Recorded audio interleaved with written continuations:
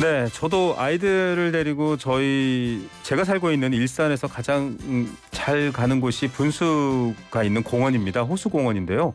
그 옆에 보면 한옥으로 지은 독특한 건축물이 하나 있습니다.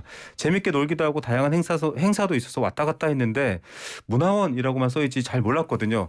오늘 그런 경험 있으신 분들 많으시죠? 이 시간에 저희가 확실하게 알려드리겠습니다. 마을 기록, 또 도시 기록, 이런 기록물 수집뿐만 아니라 여러 가지 공공사업까지도 운영하고 있습니다.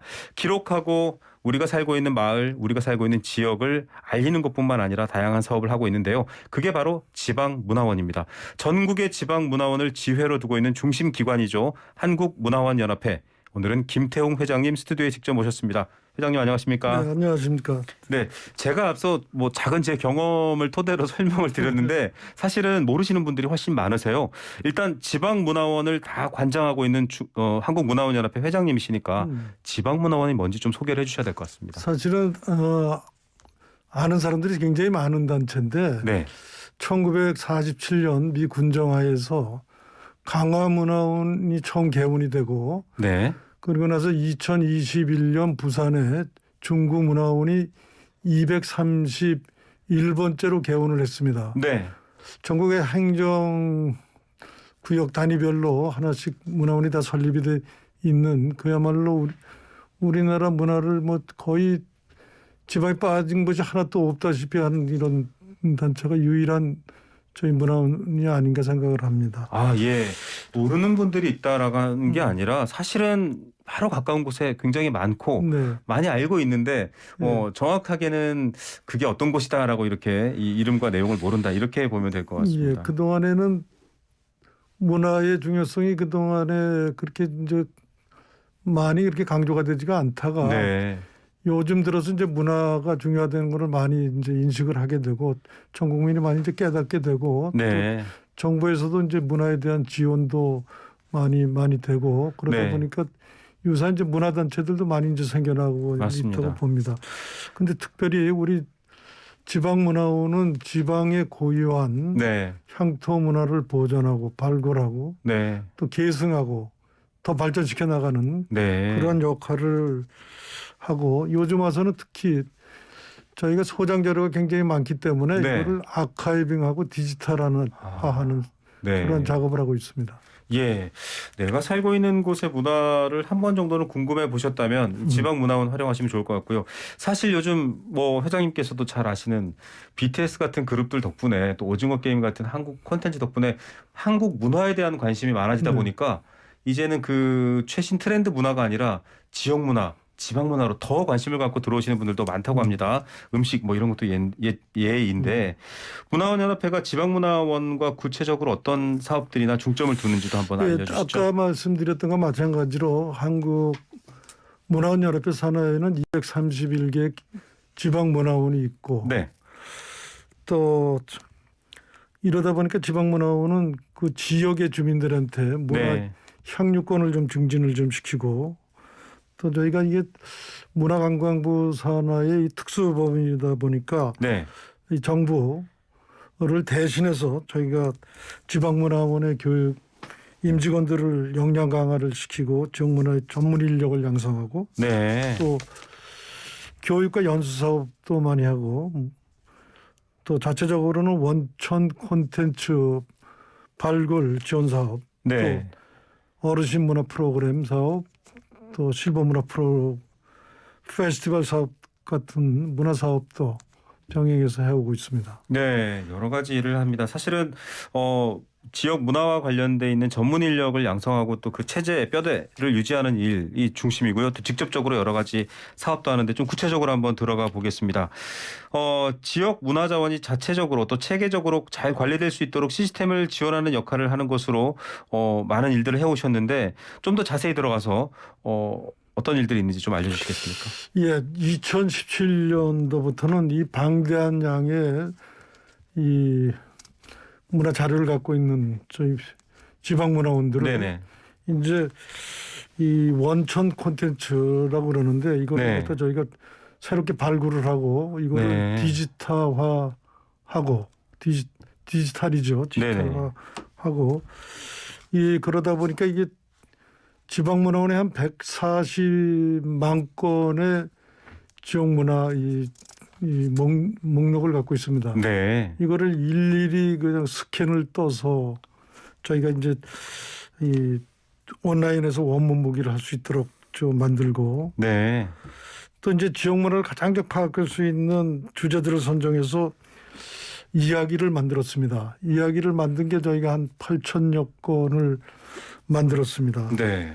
그래서 2021년부터는 지방문화원의 실무자들이 이런 직접 자료를 입력하고 관리할 수 있는 통합 자료관리 시스템을 구축해서 내년부터는 지방문화원에서도 체계적인 자료관리를 할 수 있는 환경을 마련해 나가도록 하고 있습니다. 아, 예.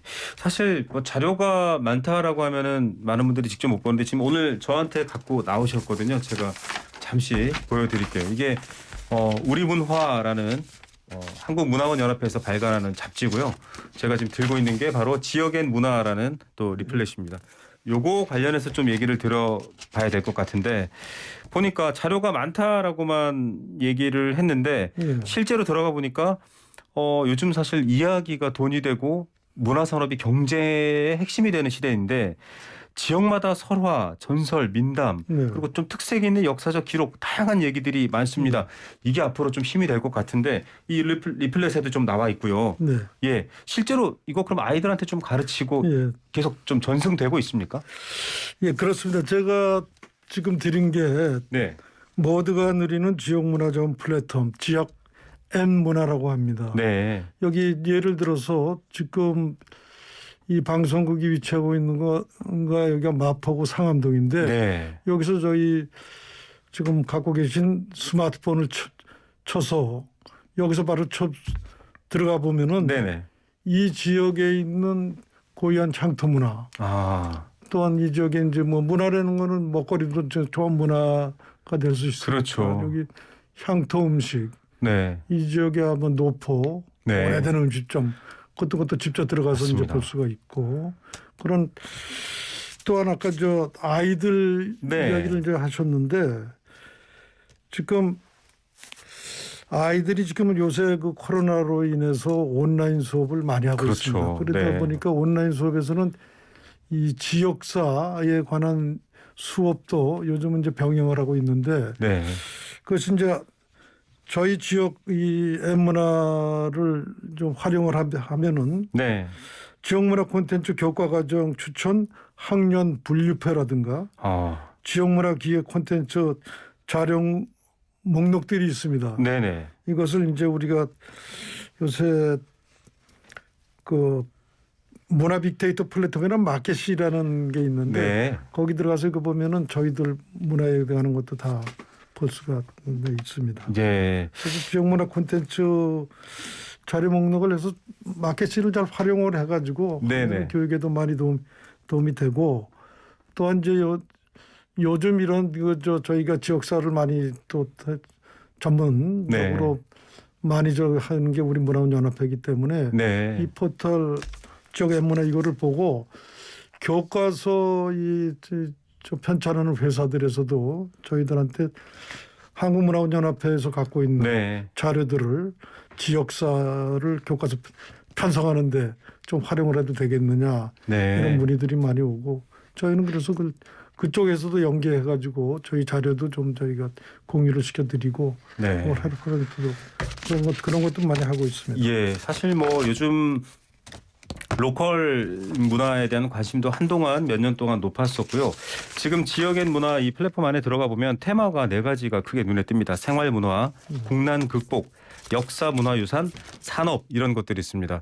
아이들이 직접 본인이 살고 있는 동네 혹은 어머니 아버지가 주로 종사하는 직업이 있는 지역에서 그냥 그렇구나라고 받아들일 게 아니라 여기에 어떤 이야기가 숨어 있고 네. 이게 어떻게 이렇게 만들어졌는지 네. 여기는 왜 이런 공장이 많은지 혹은 여기는 왜 이런 농업을 많이 하는지 네. 이거를 이해할 수 있는 것 바로 지역의 문화를 이용하셔도 네. 좋지만 문화원 연합회에서 추진하는 사업에 그렇습니다. 해당되는 거겠죠. 아니 근데 이 인터뷰 중에 궁금한 게 생겼는데요. 예. 회장님께서도 그러면 이런 지역 문화를 직접 관리하고 하시는 일을 오랫동안 해오신 건가요?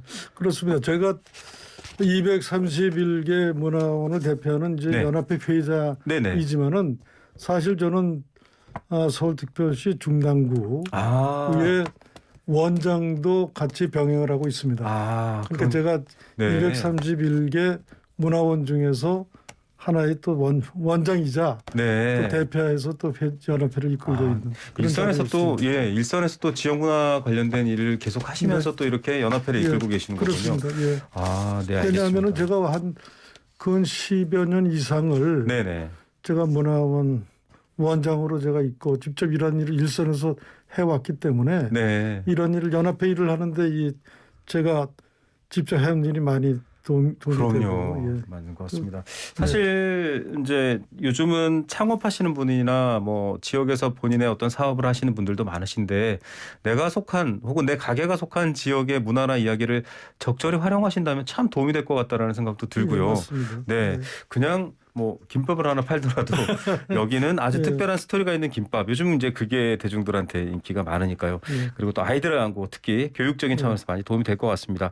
그리고 앞서 말씀하셨다시피 이제 코로나 시대 때문에 아이들이 비대면 수업 하듯이 또 뭐 어른들도 마찬가지입니다. 직접 만나지 못하니까 가상 체험이 많아졌는데 네. 가상 체험이나 혹은 AR 같은 그런 체험이 많아졌는데 메타버스가 요즘 좀 뜨겁습니다. 인기가 네. 많아요. 이런 것들도 활용할 수 있다 이렇게 나온 것 예. 같은데 실제로 많이 활용하십니까? 예, 그렇습니다. 아무래도 이 메타버스가 상업적으로는 지금 많이 활용이 많이 되고 네, 기업에서도 이게 돈이 되니까 이제 메타버스를 그렇죠. 막 접목을 시켜가지고 가상 세계와 현실을 막 접목시키고 뭐 네네. 게임이라든가 이런 쪽에 뭐 상당히 그 활용이 많이 되고 지금 새로운 콘텐츠들도 많이 이제 개발이 되는데 그렇죠. 네. 아무래도 문화 쪽은 그렇게 이 돈하고 직접 연결은 이제 안 된다 그래서 그런지 네. 이제 막 뭐지 시작하는 단계고 그렇지만은 저희가 이 메타버스를 또 그 개발하는 것도 또 중요하지만은 저희가 네. 직접 현재 저희가 하고 있는 거는 한국관광공사하고 네. 그 지역에 우리가 갖고 있는 우리 소장 자료들하고 또 그렇죠. 저희 콘텐츠하고 결합을 시켜가지고 저희가 여행을 하고자 하는 사람들은 막바로 우리 콘텐츠 들어오면은 네. 그쪽에서 저희 그 지역의 문화 자원이라든가 아까 말씀드린 뭐 그 지역의 고유한 음식이라든가 네. 뭐 향토사라든가 이런 거를 또 칠 수가 있고 또 우리가 여행자 협회하고도 MOU를 체결을 해가지고 네. 이거 우리가 갖고 있는 문화 자원, 네. 문화 콘텐츠를 네네. 여행업계에서도 같이 연계를 해서 네. 이거를 같이 활용을 하는 그런 단계가 돼 있습니다. 예. 아까 메타버스에 대한 말씀을 드렸는데 네네.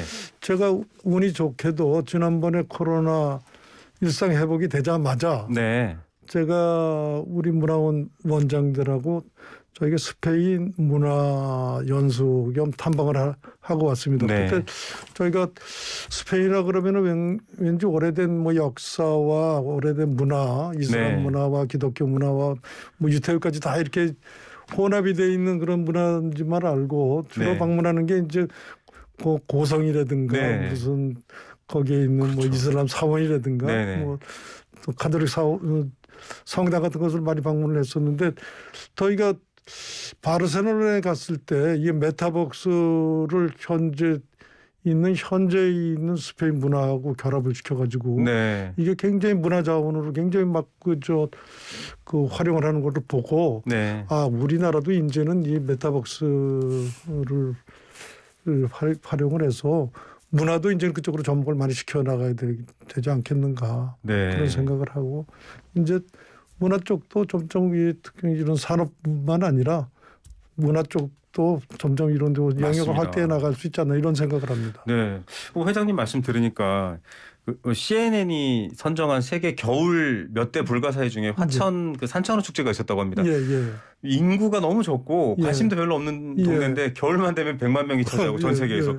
이게 무슨 현상이지? 이러는데 사실은 메타버스를 네. 통해서 지역 문화에 조금 더 손쉽게 접근하고 그렇죠. 예. 재미난 이야기 이를테면 예. 뭐 매듭이나 예. 혹은 뭐 새끼줄을 꼬우는 예. 거에 뭐 특화된 어떤 스토리가 있는 마을 이걸 메타버스에서 재미삼아 봤는데 너무 예. 재밌다 가보고 싶다 그럼요. 나중에 이제 코로나가 풀리면 예. 실제로 가족들과 와서 체험해 볼 수 있잖아요. 그럼 이제 현실 세계에서 100만 명이 모인 게 메타버스를 이용해서 보면은 뭐 1000만 명, 수억 1억 명이 모일 명도 수도 뭐 될 수 있죠. 있지 않나 맞습니다. 이런 생각을 합니다. 이게 참 이야기의 힘이고요. 백범 김구 선생께서 오직 한없이 가지고 싶은 높은 문화의 힘 얘기를 하셨는데 네. 이제 문화원 연합회 네. 회장님을 맡고 계시지만 문화가 아니라 정말 이 네. 스토리의 네. 전체를 총괄하신다라는 생각까지 듭니다. 지역 문화에. 네. 자, 이런 얘기들까지 지금 추진하시면서 뭐 해외 사례까지도 연구하셨다 얘기를 예. 해주셨는데 빅데이터라든지 아까 말씀하셨듯이 자료가 방대하다고 하셨어요. 그렇습니다. 뭐 예. 이 제가 살고 있는 것만 해도 뭐 최초로 농사를 지어서 습시가 어쩌고 이런 데이터가 어마어마한데 네.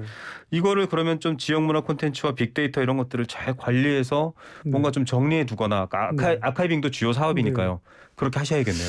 주로 우리가 이제 문화연합회는 정부의 관련 부서가 이제 문화체육관광부 그렇죠. 거기서 지원도 많이 받고 같이 네. 협업을 많이 해오고 있었는데 지금 말씀하신 바대로 빅데이터 이를 구축하기 위해서는 네. 이제 문화체육관광부의 협력만 받아서는 되지 않기 때문에 저희가 네.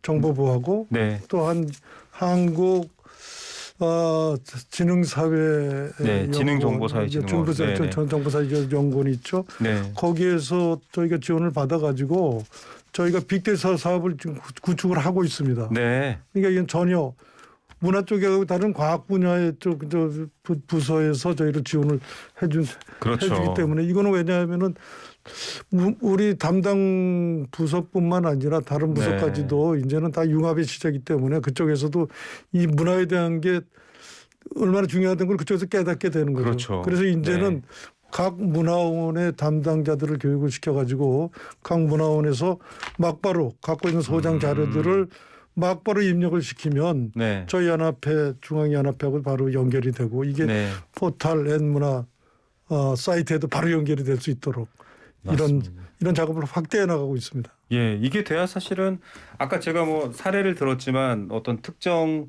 설화 이를테면 엄마와 아이의 어떤 애틋한 정을 다룬 설화나 민화를 하면 전국 어느 지역에 이런 형태의 얘기가 어떻게 했는지를 쫙 일목요연하게 알아낼 수 있잖아요. 이런 것 자체가 사실 굉장히 문화의 힘에 바탕이 되는 일 같습니다. 자, 문화 빅데이터 플랫폼 마켓 C 이런 것들 통해서도 또 여러 가지 자료를 유통하고 또 교육 자료로도 잘 활용하고 있다라고도 앞서 얘기한 것에 포함되어 있고요.